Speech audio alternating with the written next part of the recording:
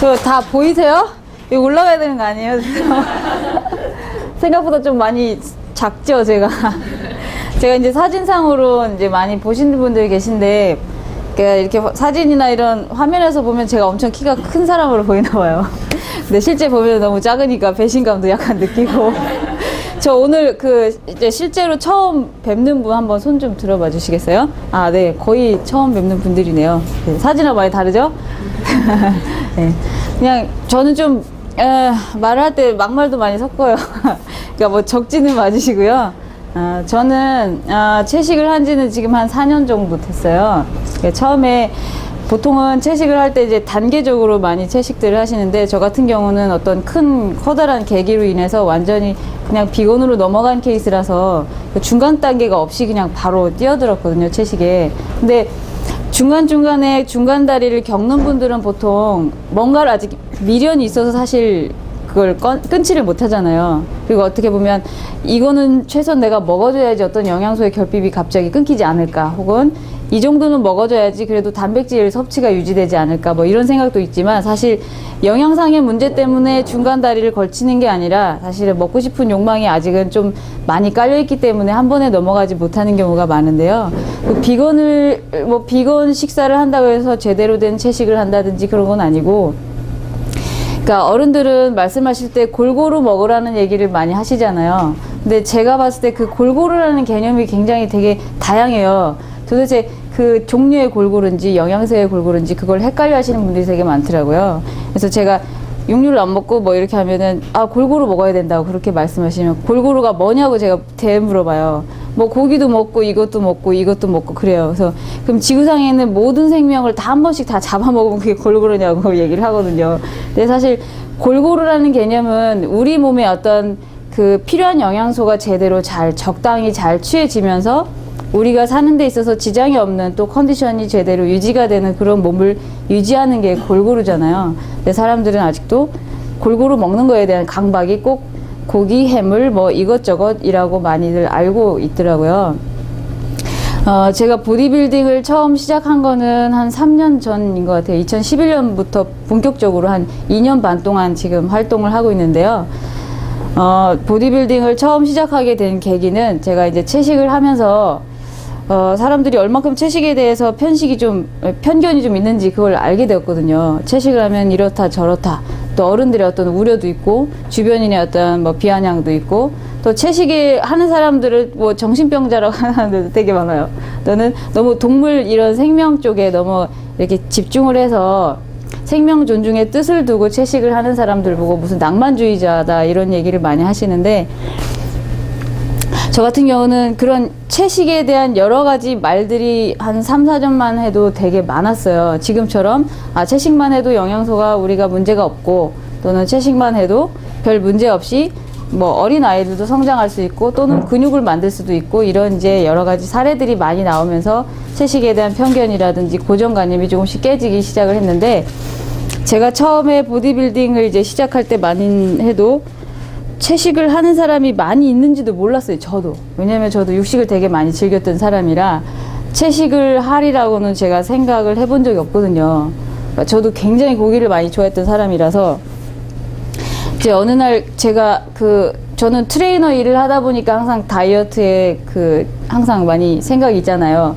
예를 들어서 회원을 지도하더라도 이 사람이 어떤 식단을 줘야지 살이 잘 빠지고, 또 나는 어떤 식단을 지켜야지 근육질의 몸을 계속 유지해야 되는지. 그래서 다이어트에 관심이 많아서 이렇게 어느 날 서핑을 하다 보니까 채식이라는 단어가 있더라고요. 그래서 채식은 생각도 못했는데 거기로 들어가다 보니까 어떻게 흘러 하늘붓이라는 그 채식 카페를 들어가게 되었어요. 근데 그때 한참 사회적으로 이슈되던 게 뭐냐면, 구제역 때 많은 돼지라든지 소, 이런 닭, 이런 것들이 생매장을 당했잖아요. 거의 커다란 구덩이를 파서 한꺼번에 다 완전히 그냥 생매장을 했었는데, 그 영상을 보고 굉장히 많은 충격을 받았거든요. 도대체 저 많은 동물들이 어디서 쏟아져 나왔는지 그게 좀 궁금했어요. 그리고 왜 쟤네들이 저렇게 죽어야 되는지 그게 또 궁금해서, 그거를 역으로 이제 공장식 축사에 대한 진실이라든지 다큐라든지 이런 영상물을 많이 보게 되었거든요. 책도 보고. 그러면서 제가 여태까지 도대체 무슨 짓을 해왔는지에 대해서 쭉 생각하는 시간을 가졌거든요. 별 생각 없이 먹었던 이 식탁 위의 음식들이 역으로 거슬러 갔을 때 태어나고 길러지고 죽임을 당하기까지 그 삶들을 봤을 때 정말 너무 가슴이 아파서 전 한 열흘 동안 집에서 나오지도 않고 공황 상태에 빠져서 울기만 했어요. 이불 덮고 먹지도 않고 거의 그냥 정말 우울증과 공황이 같이 와서 한 열흘 동안을 몸살을 심하게 앓았거든요. 그 몸살을 앓는 동안 그 책 속에서 봤던 이야기들, 다큐멘터리에 있는 영상들이 저를 완전히 점령해버려서 저는 정말 미치는 줄 알았어요. 제가 이러다가 자살을 할 수도 있겠다라는 생각을 그때 처음 했어요. 너무 미안하고 너무 죄스럽고 또 계속 지금도 내가 이렇게 울고 반성하는 시간에도 어디선가는 그렇게 살고 그렇게 죽여지고 이런 것들이 막 너무 펼쳐지다 보니까 못 견디겠더라고요. 그래서 제가 이불을 박차고 나왔을 때는 아 그러면 다 끊어보자 이제부터 그런 생각에 채식을 시작하면서 채식 선언을 하기 시작을 했어요. 그리고 처음 채식을 하시는 분들을 대부분 제가 보면은 어떤 게 있냐면요, 육식하는 사람들을 공격을 해요. 자기도 옛날에 글 쓰면서 그죠? 막 어떻게 잔인하게 뭐 어쩌고 저쩌고 막 그래요. 근데 저도 그랬어요.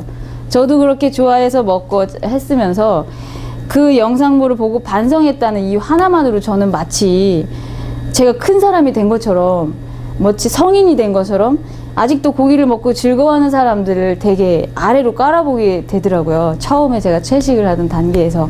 근데 아직도 많은 채식 초보자들이 그런 경향이 되게 많아요. 어떻게 고기 먹어 징그러 어쩌고 뭐 이렇게 하면서 친구들이나 가족들이나 지인들에게 채식을 해야 되는 이유에 대해서 되게 강요를 많이 하세요. 그럼 주변인들이 그 사람들 되게 싫어해요.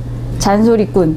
만나면 밥상 앞에서 맨날 막 이렇게 잔인한 얘기만 하니까 반갑지 않은 밥상 손님이거든요. 그러니까 저도 한때는 좀 그랬어요. 그래서 아 듣기도 싫다. 그냥 거의 집에도 밥을 먹을 때 이건 이렇고 저건 이건 이렇게 길러주고 맨날 이렇게 입에서 술술술 그렇게 나오니까 사람들이 저를 피하더라고요. 그래서 아 이런 식으로 채식을 전도하는 거는 잘못된 방법이구나 싶어서 아 그럼 어떻게 해야지 사람들이 채식을 믿고 따를까, 혹은 채식에 대해 어떤 환상이라든지 뭐 그런 그림 있잖아요. 우리가 어떤 예쁜 연예인이 광고를 할 때 그걸 보면 그걸 보고 그걸 내가 가지면 마치 저렇게 될 것 같은 그런 이런 환상들 있잖아요. 그래서 저는 그러면 그걸 이용을 해보고 싶었던 거예요. 말로만 어쩌고 저쩌고 하는 것보다는 내 스스로 빛나고 내 스스로 멋져지고 내 스스로 당당해지면 아, 저 사람은 왜 저렇게 되지? 저 사람은 왜 저렇지? 그런 사람들이 많아지게 되면 제가 하는 라이프 스타일을 쫓아가지 않을까 이런 생각들을 했었어요. 그리고 그건 이제 2차적인 거고, 첫 번째는 채식에 대해서 사람들이 너무 모르고 그 다음에 채식을 하게 되면 단백질이 완전히 차단될 거라는 생각들을 많이 하시더라고요. 그래서 영양학 공부를 많이 하면서 식물성 단백질을 어디서 얻는지에 대해서 공부를 굉장히 많이 하기 시작을 했어요. 그래서 스스로 제가 식단을 뭐 주기적으로 이렇게 짜서 운동을 해보고 또 이렇게 짜서 짜보고 인바디 측정하고 이러면서 제가 항상 주기적으로 제 몸을 계속 한 반년 동안 실험을 했었거든요. 근데 근육량이 저하된다든지 그런 거는 하나도 없더라고요. 그래서 본격적으로 제가 그러면 채식의 어떤 무한함이라든지 채식의 가능성을 어떻게 증명할 것인가를 생각하는 게 결국 보디빌딩이었어요. 왜냐면 역으로 생각했을 때 보디빌딩 하면 근육질이잖아요. 근육 하면 단백질이고, 단백질 하면 닭가슴살이라든지 무슨 우유라든지 보충제가 사람들에겐 떠올리잖아요.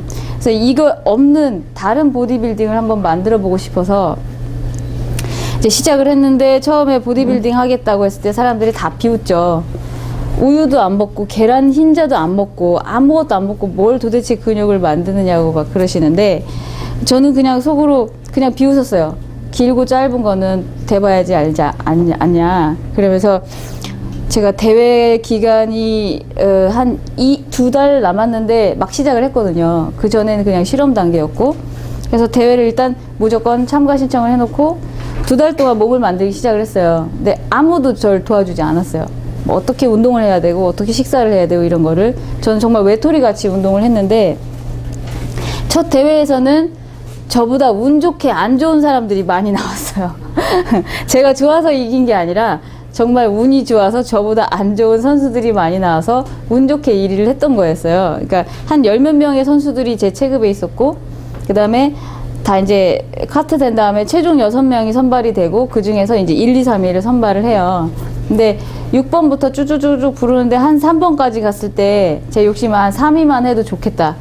동메달이라도 있으니까. 그랬는데 정말 저는 한 5위 정도는 예상을 했거든요. 근데 3위 부르고 그 다음에 2명이 남았는데 이제 사회자가 이름을 부르려고 준비를 하는데, 아 제발 내 이름만 부르지 마라, 내 이름만 부르지 마라 했는데 옆 사람이 2위 이름이 불려지고 제가 마지막으로 남은 거예요. 그래서 제가 생애 첫 대회는 첫 1위를 했어요. 그래서 거기에서 굉장히 많이 힘을 얻었어요. 근데 그거는 제가 운명이었다고 생각해요. 제가 만약에 거기서 정말 좋은 선수들하고 붙어서 떨어졌다 그러면, 아 최신은 정말 안 되는구나, 이렇게 마음을 다시 먹었을 수도 있어요. 또 주변에서 저를 비웃던 사람들이 그거 보라고 저를 손가락질 했을 수도 있고, 그 부정적인 말들이나 시선 때문에 저는 어떻게 보면 일찌감치 보디빌딩을 접었을지도 몰라요. 근데 제가 생각했을 때 그거는 하늘이 저한테 어떤 기회를 준 것 같더라고요.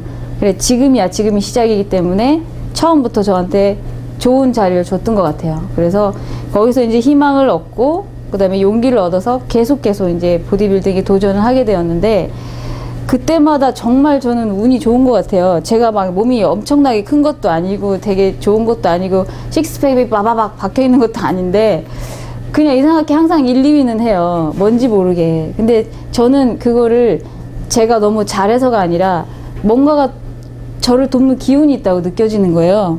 그러니까 제가 무대에서 포징을 할 때는 이 앞에 있는 관중석이 사람으로 보이지가 않고 다 동물들 머리로 보이는 거예요. 여기는 닭, 여기는 소, 여기는 돼지. 뭔가 그들이 저에게 응원을 해주는 느낌 있잖아요. 다 사람인데 사실은 제가 여태까지 봤던 그 영상 속에 그 동물들이 저한테 제발 우리가 아니어도, 우리 몸이 아니어도 가능하다는 걸 보여주세요라고 저한테 메시지를 주는 것 같더라고요. 그래서 항상 무대에서 그래, 보여줄게. 항상 저는 그래요. 뭐 이길 거야, 이게 아니라 이렇게 존재하는 것만으로도 내가 갚을 수 있다면 그들에게 빚을. 그래서 이제 계속 보디빌딩을 나가는데 정말 힘들어요, 사실. 그러니까 먹고 자고 쉬고 싸고 이게 일정이에요. 근데 그 중에서도 저는 딜레마라는 게 있잖아요. 여태까지 이런 전례들이 있는데 저는 완전히 그냥 맨 땅에 헤딩이기 때문에 뭘 먹고 어떻게 해야 되는지, 몇 시에 쉬어야 되는지, 이게 아무것도 백지 상태예요. 근데 처음에는 정말 그 보디빌딩 선수들의 그 일정이라든지 스케줄, 운동량 이걸 맞춰서 쫓아갔거든요. 근데 나중에 한 몇 번 하다 보니까 저도 요령이 생기고 나중에 좀 꾀가 나더라고요. 운동도 좀 하기 싫고 무거운 것도 좀 들기 싫고 먹는 것도 왜 꼭 3시간에 한 번씩 맞춰 먹어야 되는지 너무 싫어지는 거예요. 그래서 나중에 한 대회 나갈 땐 다 엎어버렸어요. 그냥 운동하고 싶으면 하고 자고 싶으면 자고 그냥 일하면서 그냥 먹고 싶을 때만 그냥 자유롭게 먹고, 그래도 몸이 그냥 유지가 된다는 얘기예요. 그래서 결국은 어떤 틀이 그 틀을 만드는 게 아니라 하면 다 돼요. 하면 다 돼요. 그러니까 단백질은 도대체 어떻게 섭취하시나요? 이런 질문을 제일 많이 받거든요. 근데 단백질을 또 얼만큼 먹어야지 될까요? 라는 질문을 제일 많이 받아요. 제가 채식을 하면서 이렇게 지겨운 단어는 처음 봤어요. 단백질. 단백질. 근데 우리가 생각하는 만큼의 그 양이 필요 없어요. 우리 몸의 단백질은. 단백질이라는 것은 우리 몸의 세포를 구성하고 우리 생명을 유지하는 중요한 유기물이긴 하지만 우리 밥상에서 절반 이상의 단백질은 필요가 없거든요. 굉장히 소량만 필요해요. 그리고 단백질을 과단백을 섭취하게 되면 우리 몸에 필요한 하루 총 칼로리 에너지 중에 약 7%밖에 필요가 없는데, 그 나머지 잉여 단백질들은 무엇을 하냐면 배설되거나 지방으로 전환이 돼서 축적이 돼 버려요. 제가 태어나서 이거를 할 줄을 전혀 몰랐다는 게 뭐냐면 채식이랑 보디빌딩이에요. 정말 이해가 안 가는 일이 채식이랑 보디빌딩. 제가 그걸 같이 하고 있어요. 정말 이해가 안 가요. 저도 스스로 놀라워요. 왜냐면 보디빌더를 어렸을 때 제가 사진 뭐 이렇게 보잖아요. 그러면 그냥 괴물 같아요. 그냥 기형아 같아요. 왜 이렇게 몸을 기형적으로 막 이렇게 만들어내고 허벅지도 이만하고 막 혈관 다 튀어나오고 이러잖아요. 그거 보고 진짜 징그럽다 막 이렇게 생각을 했었어요. 그리고 채식은 저도 옛날에 뭐 제가 아주 한 20대 초반 이때 채식을 하는 친구가 있었거든요. 걔랑 밥을 먹으면 밥맛이 없어요. 그냥 저한테 강요는 안 해요. 채식이 좋다 이런 말도 없고 그냥 고기가 싫대요. 왜 싫은지 이해가 안 가는, 이 맛있는 걸 왜 안 먹는지 이해가 안 가. 그러니까 저만 막 먹으니까 저만 돼지 같은 거예요. 그러니까 정말 밥맛이 떨어져요. 사실 정말로 입맛이 떨어지는 사람들이 여기 다 있는 거예요. 이렇게. 저도 그 기분 알거든요. 그래서 채식을 한다는 거는 정말 꿈에도 못했는데 그 계기 때문에 제가 어쩌다 보니까 비건식을 하게 되었는데, 제일 이 두 가지가 제가 제일 이해 못하는 직업이라고 했잖아요. 채식이랑 보디빌더. 근데 제가 생각하는 그 보디빌딩의 개념이 좀 바뀌어야 된다고 생각을 해요. 그러니까 지금 제가 대회 나갈 때마다 그 심사위원들이 좋은 점수를 주는 게 막 근육의 크기가 엄청 우람하고 이게 아니라 어떤 조화로움이라든지 건강미라든지 이걸 보고 좀 점수를 주시는 것 같더라고요. 제가 봤을 때. 그러니까 우리 몸은 건강미가 있고 조화로워야지 더 아름다운 조각처럼 보이잖아요. 저는 이게 제 어떤 사명이라고 생각을 해서 하는 거예요. 채식에 대한 어떤 편견을 깨고 채식에 대한 긍정적인 것들을 알리기 위해서 사실 보디빌딩을 하는 거지. 보디빌딩 너무 힘들어요. 그러니까 여러분들이 일어나자마자 쇠 들어야 된다고 생각해 보세요. 자기 전에도 쇠를 들어야 돼요.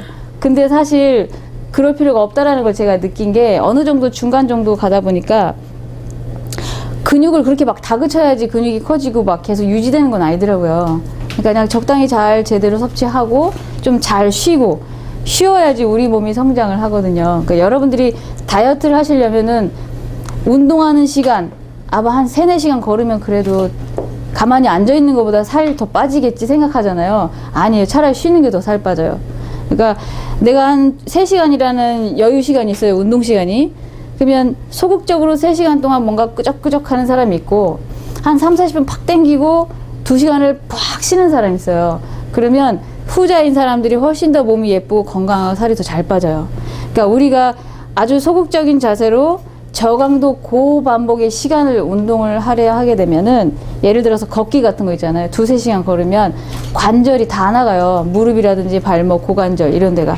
살이 빠지기 전에 이미 관절이 닳기 때문에 나중에 정작 살을 빼거나 몸을 만들려고 운동을 하자면 렉이 다 걸려요. 그러니까 차라리 한 30분 정도를 정말 강하게 자기 몸을 밀어붙이고 몸에서 부하가 일어나기 전에 휴식을 해버려야 돼요. 그게 제일 좋거든요. 그게 제 책에 나와요. 답은 거기에.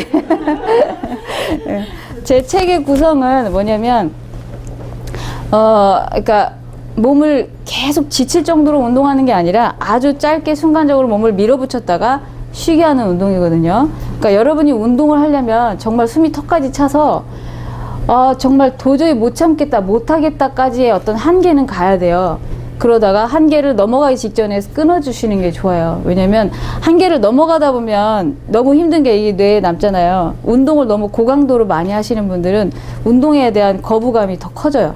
그러니까 제가 조금 그런 상태에 좀 놓인 적이 있거든요.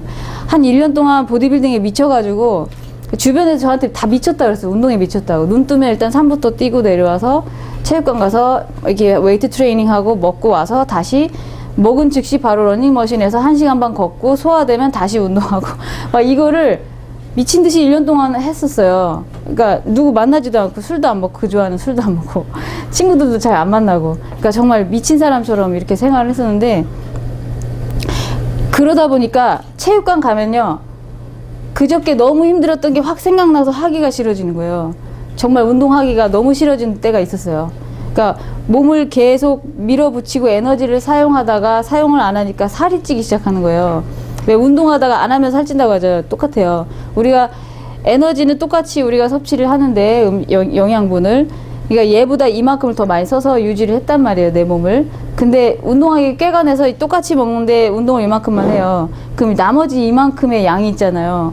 어디로 가겠어요? 축적이 돼버려요. 그러니까는 저도 모르게 야금야금 살이 조금 찌기 시작하더라고요. 그래서 요요 현상이 오는 건데 먹는 거 이만큼, 운동이 이만큼이었으면 만약에 운동이 지칠 때가 있잖아요. 여러분들이 뭐 만약에 바쁘다든지 아니면 좀 운동 쉬고 싶을 때는 내가 이만큼의 운동을 하다가 요만큼의 몸을 유지하고 있다고 생각하면 운동을 줄였잖아요. 먹는 양도 살짝 줄여주셔야 돼요. 그렇다고 이만큼 똑같이 먹고 운동하라는 건 아니고, 운동을 줄였으면 그만큼 칼로리를 줄이란 얘기예요. 양이 아니에요. 난 이만큼 먹어야 되는데 어떻게 이만큼 먹지? 이게 아니라 우리 몸에 축적되는 전체적인 칼로리 있잖아요. 먹는 종류를 조금 바꾸시면 돼요.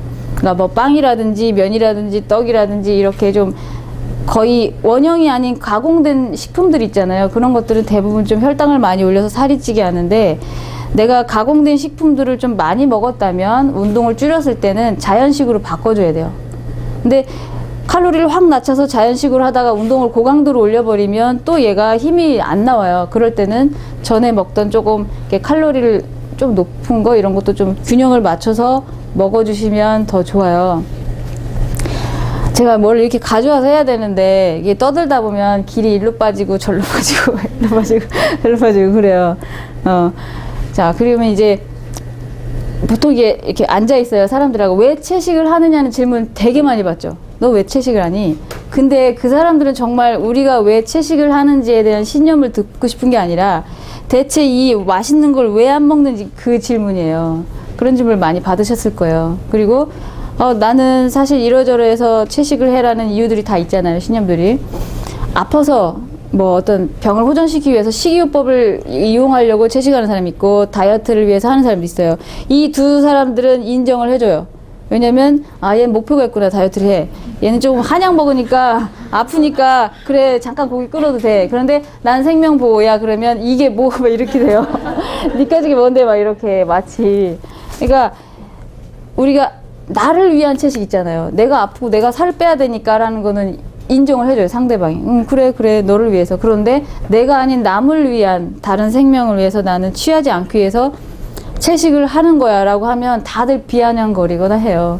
근데 그 고기를 좋아하고 잘 먹는 사람들이 왜 그때 그 비아냥거리고 손가락질하고 기분이 나빠하냐면, 그 사람들도 고기 좋아하고 즐기긴 하지만 알고 있어요. 뭔가를 알고 있어요. 그게 뭐냐면 내가 먹으려면 누군가는 죽어야 된다는 걸 알거든요. 그 내면에 있어요. 그렇기 때문에 채식인을 보게 되면 자기 죄의식과 마주하게 돼요. 인정하기 싫고 외면해왔던 거에 딱 마주치기 때문에 그냥 싫은 거예요. 그 사람이. 밥맛도 떨어지고 얘기하고 싶지도 않고 너무 잘난 체하는 것 같고. 왜냐면 난 이미 알고 있지만 사실 드러내기 싫잖아요. 난 이거를 계속 이 즐거운 걸 유지하고 싶은데 이 사람들의 젖어들어서 내가 변할 건 아니니까 그냥 귀를 닫고 마음을 닫아버리기 때문에 채식주의자가 불편한 밥상 친구일 수밖에 없어요. 그리고 이제 왜 채식을 하냐고 이렇게 공격적인 사람들이 있죠.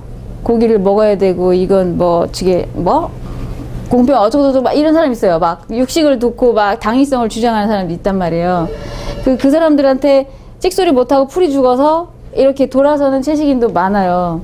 근데 우리는 꼭 고기를 먹는 사람들한테 뭔가 의학적이고 과학적인 근거를 대서 뭐 이런 역사적인까지 대서 이 사람의 코를 눌러서 다시는 육식이 좋다 이런 말 못하게 쫙 해줘야지라는 마음이 있으면요 말을 못해요. 대항을 못해요. 왜냐면 그 사람들은 자기가 좋은 걸 해야 되는 그 당위성이 더 크기 때문에. 그러니까 거기에다 대항할 필요가 없어요. 왜냐면 만약에 예를 들어서 한겨울에 얇은 반팔 입고 서 있는 사람이 있다 쳐보세요. 다 궁금해. 왜 저 사람 저러고 있지? 안 추운가? 저러다 얼어 죽겠다. 그런데 제가 뭐 이렇게 남색 코트를 입었고 이 사람은 블랙 코트를 입었어요. 어쨌든 아무도 안 궁금해. 왜 저 사람 저 색깔을 입었지? 아무도 궁금해하지 않아요. 그건 왜냐면 얼어 죽지만 않으면 되니까요. 그죠? 뭐를 입었든 따뜻하기만 하면 돼요.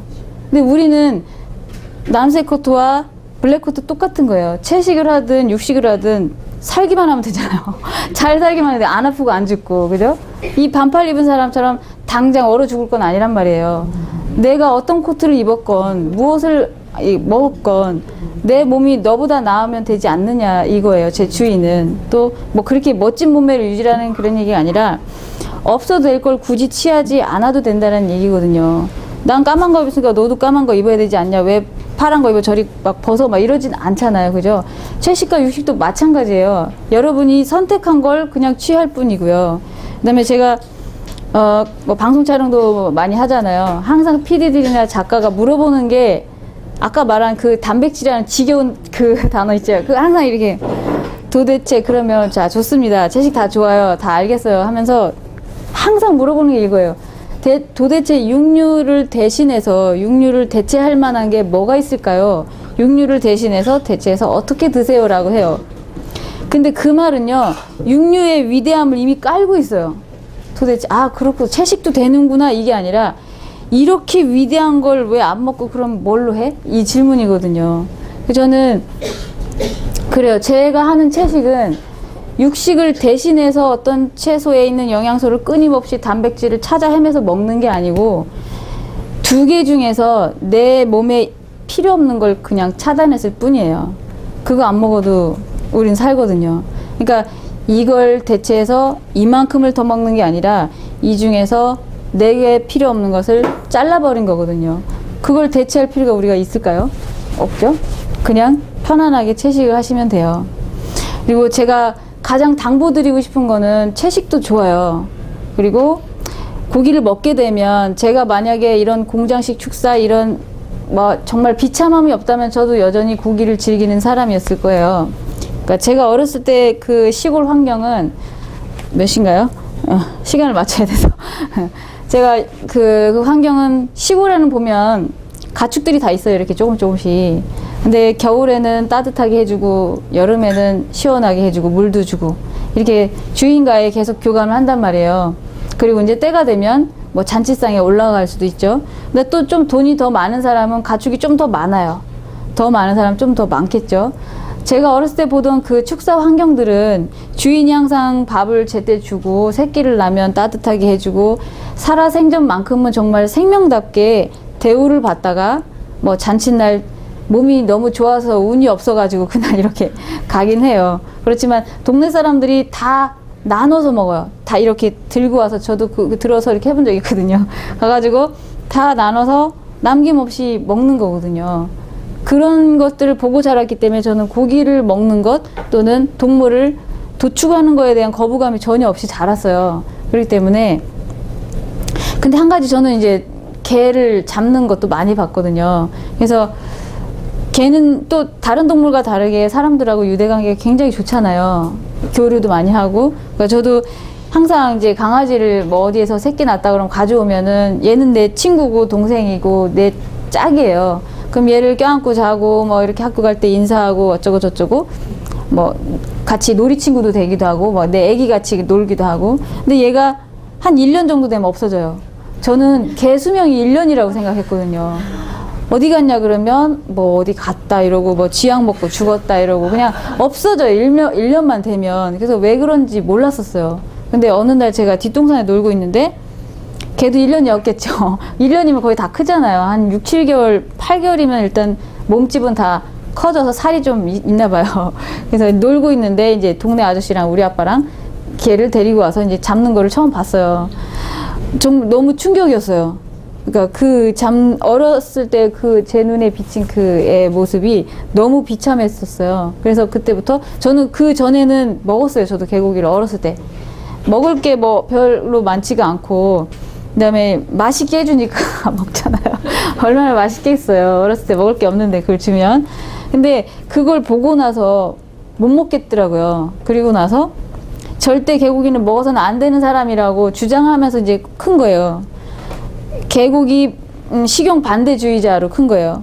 저는 스스로 제가 개를 너무 예뻐하면서 동물 애호가라고 착각하면서 자른 거예요. 소, 돼지, 닭은 먹으면서 개는 안 된다고 나는 동물 애호가니까 이러면서 정말 이상한 모습으로 자란 거예요. 이렇게. 그러니까 어느 날 잔치상에서 제 고모가 삼겹살을 막 먹고 있는데 누가 개를 잡았다는 얘기를 해서 제가 막 화를 내면서 이렇게 팍 한 적이 있어요. 그랬더니 넌 이건 먹으면서 왜 이건 안 돼? 그러는 거예요. 근데 정말 할 말이 없더라고요. 제가 정말 왜 안 되지? 그래도 이건 안 돼. 이렇게 우겨버렸어요. 근데 나중에 알고 보니까 제가 편애하는 동물만 먹는 것을 반대였더라고요. 그러니까 얘나 다 똑같이 뭐 사랑이 있고 우정이 있고 사회생활도 할 수 있고 감정이 있고 아픔이 있는데 나하고 친하고 내가 예뻐하는 동물이라고 그래서 내가 얘만 먹어야 되지 먹지 말아야 된다고 주장할 권리가 있을까? 그런 생각이 드니까 너무 가슴이 아프더라고요. 그래서 좀 다른 동물을 먹을 때도 약간 조금 죄의식이 항상 밑에 무겁게 깔려 있었어요. 여기서 막 즐거운데 여기랑 여기 되게 무거운 거예요. 여기는 즐거운데 여기가 막 고뇌가 오고 그런 거 느껴보셨어요? 맛있긴 한데 왠지 모르게 미안함. 그런 게 있었어요. 그러다가 제가 이제 그런 축사 환경을 보면서 자라다가 공장식 축사라는 거를 접한 게 그 구제역 때, 그거를 거슬러 올라가서 그거를 불편한 진실들을 보면서 너무 충격을 받았기 때문에 그때부터 이제 육식을 일체 금하게 되었거든요. 그래서 여러분들이 만약에 어떤 다큐멘터리를 보시는 분들이 있을 거예요. 이렇게 도축당하거나 막 굉장히 어려운 환경에서 자라거나 이런 것들을 보게 되면 사실 입맛은 떨어져요. 순간적으로. 근데 그게 얼마 안 가더라고요. 고기 좋아하는 사람들은. 처음에는요, 못 먹겠어 하다가 좀 시간 지나면 이렇게 다시 일로 가요. 근데 그거는 이제 감성이 얼만큼 거기에 많이 이쪽으로 치우쳐지냐에 따라서 채식을 계속 유지할 수 있느냐, 아닌가, 이런 것 같아요. 그리고 여러분들이 채식을 하게 되면, 또 이런 게 있어요. 채밍아웃이라는 말 아세요? 채밍아웃. 처음 들어보셨어요? 채식을 사회생활을 하면서 채식이는 어떻게 막 아까 그랬잖아요. 밥맛 떨어지는 밥상 동료라고. 근데 왜 채식을 하니, 왜 고기를 먹어야지, 이런 잔소리가 너무 듣기 싫어서, 혹은 내가 채식하는 이유에 대해서 뭔가 멋지게 말을 못해서, 그렇기 때문에 그냥 은근슬쩍 이렇게 먹는 척 하면서 이렇게 하는 사람이 있어요. 그리고 먹고 집에 가서 토하거나 설사를 하거나 이렇게 후아리를 하는 사람들이 있단 말이에요. 그러니까 자기가 채식인이라는 걸 숨기고 다른 사람들에게 아무렇지 않은 척 섞여서 사는 사람들이 있어요. 그런 사람들이 나중에 나 사실 채식해, 그게 채밍아웃이에요. 제가 봤을 때는 이 채밍아웃하고 커밍아웃은 굉장히 많이 닮아 있는 거예요. 우리는 여러 가지 어떤 차별에 대해서 종차별, 성차별 여러 가지 많잖아요. 그런 차별에서 벗어나고 싶어서 사실은 우리가 이런 둥근 같은 무리에 속해 있고 싶잖아요. 근데 보면은 한울벗 이런 데 사연을 막 올리는 걸 제가 본단 말이에요. 어디 회사를 갔는데 부장님이 뭐를 주는데 채식한다고 말을 못해서 억지로 먹었어요. 집에 와서 토했어요. 어쩌고저쩌고 이렇게. 그런 거 보면서 이제 사람을 만나는 데 있어서도 식성이 안 맞아서 이 사람하고 못 있겠어요. 안 맞아요.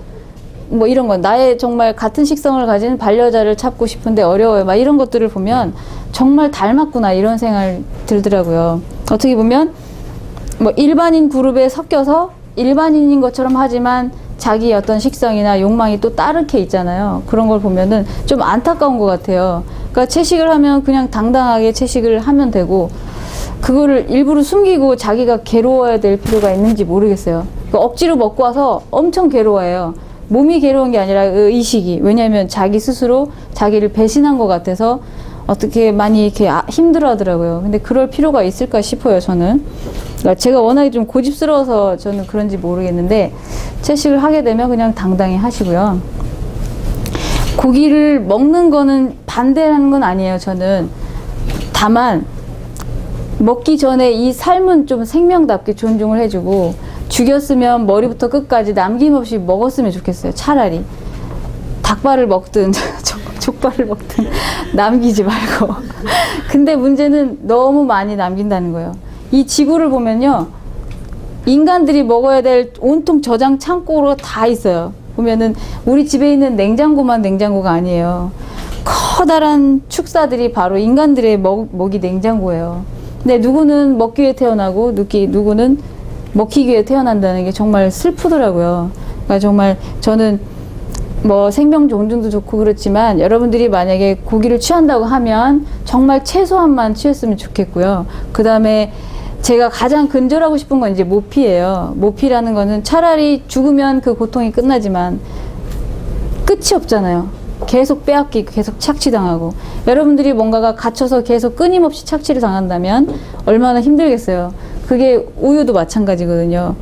저도 우유를 옛날에 많이 좋아했거든요. 우유는 젖소에서 나오잖아요. 저는 젖이 나오니까 젖소인 줄 알았어요. 1년 내내 그냥 쭉쭉 짜면 젖이 쭉쭉 나오는 줄 알았어요. 그냥 그래서 젖소구나. 그냥 나오는구나. 아니 소변도 아니고 그게 어떻게 맨날 그렇게 나와요? 근데 임신을 해야지만이 임신 기간에, 그것도 만삭에 가까워야지 젖이 잘 나온다는 걸 나중에 알았어요. 정말 저는 무식했나 봐요. 채식을 하면서 알게 된 거예요. 그러니까 거의 30년 넘게를 젖소는 따로 있다라고 착각을 하는 거죠. 그거는 그렇게 만들어 놓은 거예요. 우리 생각을 그렇게 하게끔. 그러니까 임신 기간 중에 젖이 나오면 그걸 이제 강제 유축기로 짜잖아요. 근데 이 애네들이 계속 임신과 출산 그리고 강제 임신을 반복을 하다 보면 이게 저통이라고 그러죠. 이게 많이 상해요. 그리고 많이 염증도 생기고. 근데 고름이 많이 가득 찬단 말이에요. 그러니까 그 고름 피도 같이 짜져요. 근데 우리가 그 고름 피가 착착 흘리고 마실 수 있을까요? 못 마셔요. 근데 우유는 완전 식품이 아니라 완전 가공식품이에요. 그 고름과 염증과 피와 혈액과 이런 우유가 섞인 이거를 이제 멸균을 먼저 시키고 양이 그렇게 많지 않기 때문에 흰색 도료 입히고 물 붓고 맛 가미하고 이렇게 저렇게 예쁘게 하얗게 깨끗하게 해서 딱 나온 게 우유병에 나온 그 우유예요. 근데 사실은 우리 몸에 필요 없는 건데 그렇게 뺏어서 우리가 먹는 건데, 그러면은 이 송아지는 어디로 가는지는 뭐 책을 보거나 다큐를 보신 분들 다 알죠. 송아지는 어미젖을 빨아보지도 못하고 이제 질질 끌려가서 뭐 탈지분유라든지 이런 저급한 사료를 먹으면서 사는데, 이제 숫소들은 뭐 이제 어린 고기를 팔리고 암소들은 똑같이 어미와 똑같은 일생을 살게 돼요. 이제 그런 걸 보면서 차라리 죽이지 이런 생각이 들어요. 근데 그 소는요, 특히 이 지구상의 동물 중에서 이게 포유류도 있잖아요. 또 이렇게 다산하는 거 말고 임신 기간이 길고 한두 마리밖에 날 수 없는 동물들은 모성애가 굉장히 강해요. 인간도 마찬가지고 소도 마찬가지고요. 근데 소는 인간보다 더 어쩌면 모성애가 굉장히 강한 동물이거든요. 근데 새끼를 빼앗으면 그 새끼를 빼앗기는 순간을 보면 미쳐 날뛰기 때문에 힘들어서 지쳤을 때 몰래 뒤로 빼가요. 눈을 마주치면 어미소가 미쳐버린대요. 근데 일단 낳고 정신 차려서 돌아서 없으면 길고 낮게 며칠을 운대요. 계속 눈물 흘리면서. 그러니까 그걸 봤을 때 정말 마음이 너무 많이 아팠어요. 그러니까 우유는 정말 잔인한, 제가 봤을 때는 모성을 짓밟는 가장 이 세상에 잔인한 하얀 물이에요. 그러니까 전 여러분들이 우유나 치즈만큼은, 고기는 뭐 일단 그 고통이 끝났다고 보니까 괜찮지만 우유 같은 경우는 좀 여러분이 가장 좀 멀리 해주셨으면 좋겠고, 모피 같은 경우도 그래요. 살아있는 것들을 강제로 계속 빼앗는 거잖아요. 근데 그런 영상들을 보신 분들은 제가 왜 모피 얘기만 나오면 격분하는지 아실 건데, 한번 보여드릴까요? 정말 잔인해서 말하고 싶지는 않아요. 왜냐하면 또 말하다 보면 제가 욕 나오고 뭐 이렇게 할까 봐서. 하다 보면 또 잘 울어요. 제가 또 혼자 취해가지고. 그리고 또 저는 동물 실험도 반대주의예요. 그래서 뭐 많이들 그렇게 가지고 계시겠지만 불필요한 실험이 너무 많아요. 뭐 화장품 여러 가지 있겠지만 다 여러분들이 동물 실험 생각하면 가장 먼저 떠오르는 게 화장품이라고 많이 그러더라고요. 그 다음에 약이잖아요. 제가 또 동물 실험을 반대하는 입장에서 그냥 반대만 하면 안 돼요. 왜냐면 필요악이거든요. 어떻게 보면 과학이 발달하고 우리 인간이 또 건강하게 살아야하기 때문에 어떻게 보면 실험이 불가피할 수도 있고, 어떻게 보면 참 불필요한 거고, 어떻게 보면 우리는 필요하니까 해봐야 되긴 해요. 그러나 우리가 아프지 않고 건강하다면 실험이 필요 없어요. 그냥 동물들처럼 자연스럽게 살다가 늙어서 자연스럽게 가면 돼요. 근데 우리는 너무 많이 불필요한 건 살아생전에 취하다가 몸이 썩잖아요. 병들고 육식을 너무 많이 해서. 그렇기 때문에 또 이 육식을 많이 해서 아픈 몸을 하려면 또 다른 동물을 가지고 이렇게 해서 내 몸을 또 고쳐야 돼. 이걸 계속 반복을 한단 말이에요. 그래서 제가 항상 하고 싶은 말이, 제가 왜 책을 내고 운동을 하라고 권장을 하냐면, 뭐 예뻐지세요, 뭐 날씬해지세요, 이게 아니에요. 건강해지세요. 저는 막 이렇게 몸을 조각처럼 만드는 걸 원하지가 않아요. 뭐 식스팩 있다고 그게 건강한 몸짱은 아니잖아요. 사실 복근 있는 사람은 다 허리병 있어요. 허리병신데 허리병신. 복근에 너무 집중하지 마세요. 그냥 적당히 살집 있고, 그냥 적당히 탄력 있고, 내 몸이 사용할 때 불편함이 없으면 그게 정말 멋있는 몸이거든요. 근데 우리 같은 경우는 그냥 어떤 심사 기준에 맞춰야 되기 때문에 억지로 그렇게 몸을 만들지만, 그러니까 아프지 않아야지 사실 여러분들이 진정한 채식인이 되는 거예요. 그러니까 제대로 좋은 걸 잘 먹어서 우리가 건강하고 적당히 운동을 해서 건강하면 아프질 않아요. 뭐 골다공증 이런 것도 하나도 없고, 사실 사고 같은 경우는 우리가 미연에 방지하기가 참 어려운 부분이잖아요. 사고가 아닌 이상은 여러분 스스로 아파지는 건 자기 책임이거든요. 근데 내 책임을 다른 동물들의 어떤 고통으로 인해서 져야 된다는 게 전 좀 그것도 굉장히 비참한 것 같아요. 그래서 내가 아프지 않고 건강한 것도 생명 존중이다라고 저는 생각을 해요. 그걸 언제 느꼈냐면, 보디빌딩 준비를 할 때 처음에는 이겨야 된다는 그 막 악만 받쳐가지고 정말 하드하게 산도 타고 막 위험하게 운동을 많이 했거든요. 근데 산을 엄청 많이 뛰어다니고 타면서 위험한 순간이 되게 많아요. 겨울에도 저는 맨날 그 1년 360일 정도? 한 달에 한두 번 외에는 맨날 그 산을 탔어요. 2년 동안 계속. 되게 산이 굉장히 가파르거든요. 겨울에는 아이젠 차고 비 오면 모자 쓰고 정말 미친 사람처럼 산을 다녔어요. 그러니까 산 밑에서 사람들이 저를 날다람쥐라고 별명을 붙였어요. 또 왔다고 또 왔다고.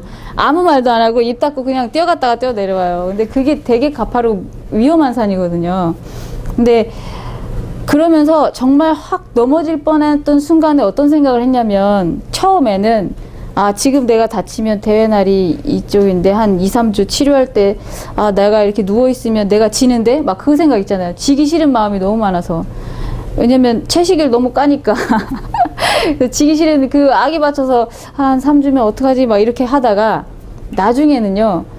지금 내가 다쳐서 병원에 누워있으면 내가 주사를 맞아야 되고 링거를 맞아야 되고 그럼 그 약이 어디서 나오지 생각하다 보니까 다 동물 실험에서 나온 것들이더라고요. 그래서 그러면 내가 다치지 않는 것도 사실 어떻게 보면 동물 보호다, 생명 존중이다, 이런 생각이 들어요. 결국은 처음에는 내 몸을 위해서 스스로 건강해지기 위해서, 예뻐지기 위해서, 멋져지기 위해서 채식을 하고 운동을 했는데, 결국 이거는 내 외의 것들, 다른 생명을 위한 모든 노력들이었더라고요. 그러니까 여러분들이 다이어트를 위해서 하건 아니면 어떤 병 때문에 약을 먹어서 뭐 채식을 해야 되건, 어떤 내 목적에 의해서 채식은 하도 결국은 그게 더 큰 대의를 이룬다는 얘기예요. 나는 저런 뜻이 아니라 난 그냥 살 빼려고 채식하는 건데? 막 이러면 나는 좀 얄팍한가? 그게 아니에요. 어쨌든 여러분이 건강해지고 예뻐지면 다른 게 필요가 없어지잖아요. 채식을 하게 되면 또 생각이 많이 열리고요. 사고가 많이 열리고 통찰력이 좀 생기는 것 같아요. 상대방을 봐도 배려심 이런 것도 좀 많이 생기고요.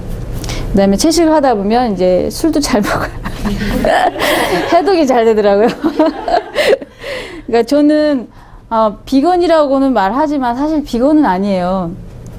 저는 뭔가 사람들이 어떤 규정을 하고 뭐 이렇게 나눠서 이렇게 분류하고 그런 거 별로 안 좋아해요.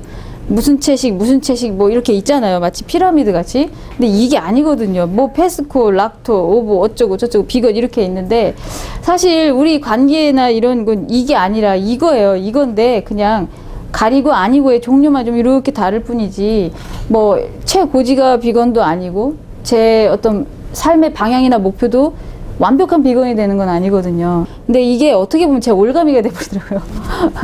막 김치 먹을 딱 했는데 먹어도 되냐? 안 되지. 이렇게. 그런가? 막 이렇게. 저도 모르게 왜 제 스스로를 그렇게 묶어놓고 살아야 되는지 저는 모르겠더라고요, 나중에. 근데 처음에는 굉장히 어떤 열정 막 이런 게 정의가 있어서 지켰는데, 나중에는 그게 정의도 열정도 아니라 제 스스로 뭔가를 딱 가둬놓고 멋있는 척 했던 거예요. 자유로운 척, 뭔가 좋은 척. 사실은 좋은 척을 하고는 있지만 좋지는 않았어요. 제가 엄청 이것도 안 되고 저것도 안 되고 막 스트레스 받고 막 뭐 먹어 막 이렇게 했으면, 정말 너가 바라는 게 모든 사람이 널 따라서 이렇게 살길 바래? 라는 질문을 누군가 했거든요.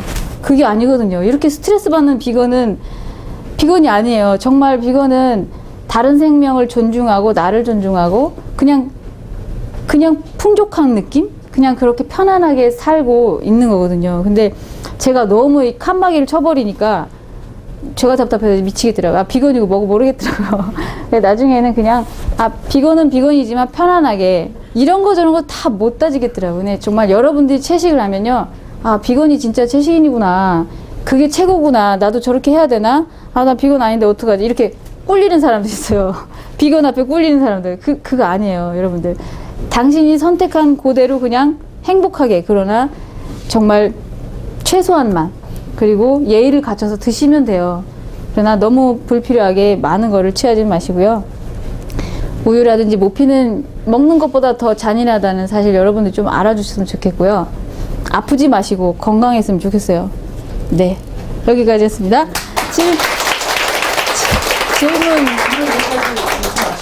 질문 있으신가요? 저기 운동하실 때 네. 식단 알고 싶어요. 아, 식단요? 저도 처음에는 그 식단을요, 아침에 뭐 먹어야 되고, 3시간 후에 뭐 먹어야 되고, 그런 거 있었어요. 마치 이게 어디서 읽은 바에 비하면 3시간에 한 번씩 위장이 비워지기 때문에 그거에 한 번씩 먹어줘야지 어쩌고저쩌고 이런 게 있었는데, 처음에는 저도 단백질에 집착을 엄청 했었어요. 왜냐면 채식을 막 했으니까. 갑자기 채식했으니까 내 몸에 마치 전쟁터가 된 거예요. 단백질 어딨어? 막 이렇게. 그러니까 저도 처음에는 비상식량인 그 단백질을 못 찾아서 막 애를 썼는데 이미 우리 식탁에는 단백질이 다 있더라고요. 그러니까 여러분이 따로 막 두부를 매일, 어떤 사람이 이런 거 있어요.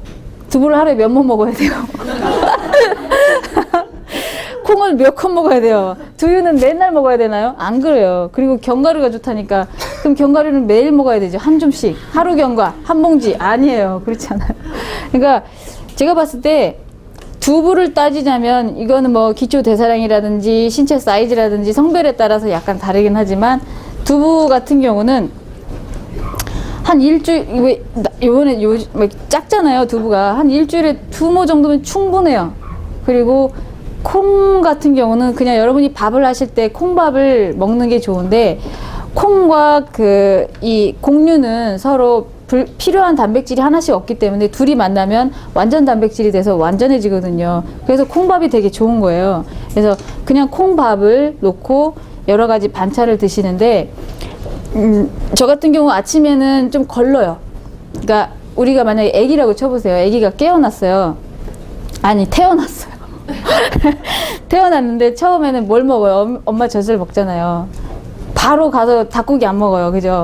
근데 우리가 눈을 뜨고 일어나면요, 물을, 그냥 깨끗한 물을 한 잔 먹는 게 되게 좋아요. 몸을 정화시키고. 그 다음에 몸의 장기들 이렇게 깨워주거든요. 아침에는 물 한 잔을 드시는 게 좋고, 저 같은 경우는 아침엔 거르고 브런치를 해요. 아침 겸 점심을 한 11시 정도 하는데, 가볍게 그냥 뭐 통밀빵 한 조각이랑 커피 한 조각, 한 잔 이렇게 먹을 때도 있고요. 아니면 이제 시리얼 있잖아요.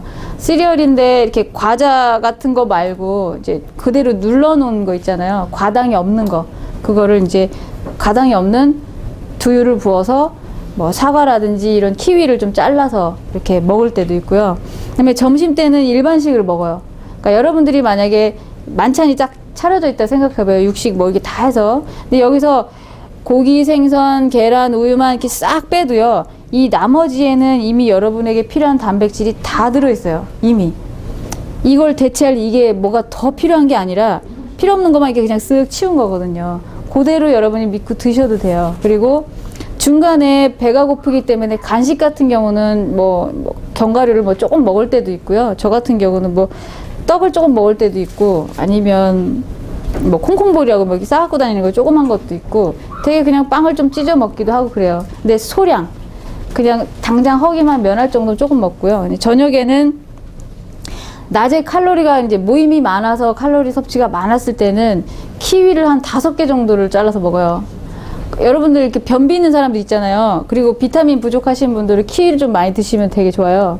그러니까 키위를 좀 뭐 이렇게 해서 먹는다든지 그렇게 하거든요. 그러니까 하루 중 칼로리를 에너지를 가장 많이 쓰는 시간대에 조금 무겁게 드시고, 아침 저녁은 좀 가볍게 드시는 게 좋아요.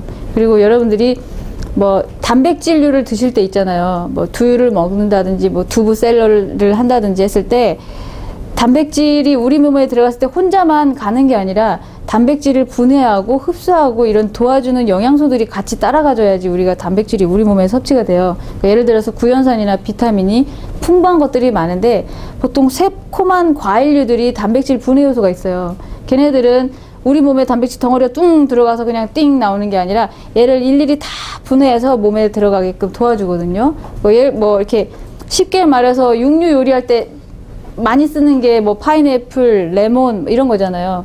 파인애플, 레몬, 키위 뭐 이런 것들이 단백질 분해 요소가 있어서 우리 몸의 흡수를 더 도와요. 그러니까는 그렇다고 고기를 더 드시라는 건 아니고 그러니까 그런 것들을 챙겨 드시면 우리 일상생활에서 먹는 그 여러 채소 안에 있는 단백질이 다 흡수가 잘 돼요. 그리고 단백질이 좀 많은 채소들이 뭐가 있냐면요. 소들이 많이 먹는 푸성기를 보시면 그냥 들판에 있는 풀들 있죠. 여러 가지 뭐 민들레도 있고요. 냉이도 있고요. 그다음에 뿌리채소, 우엉, 연근, 뭐 양파 뭐 이런 채소들의 모든 채소에 있는 단백질이 다 있어요. 다 있어요. 하나도 빠짐없이. 근데 과일은 없어요. 그렇기 때문에 과일은 이제 비타민이라든지 이런 무기질을 채우는 거고 채소 안에는 이미 많은 무기질과 단백질이 있기 때문에 그걸 드시면 되고요. 우리 몸에 힘을 내고 에너지를 쓰는 데는 곡류가 필요하기 때문에 밥을 꼭 챙겨 드셔야 돼요. 다이어트 한다 그래서 풀만 드시면 안 돼요. 그리고 뿌리채소와 잎채소가 이렇게 두 개 있는데 이거는 1:1 비율로 식사를 맞추시는 게 좋고 만약에 몸에 열이 많은 사람들은 잎채소 쪽으로 좀 드시고요. 열이 좀 없고 추운 사람들은 뿌리채소 쪽 드시면은 이게 몸이 조금 더 좋아요. 그렇게 해서 드시면 돼요. 여기까지 장시간 네. 강연해주신 고혜강님께 과정을 봤던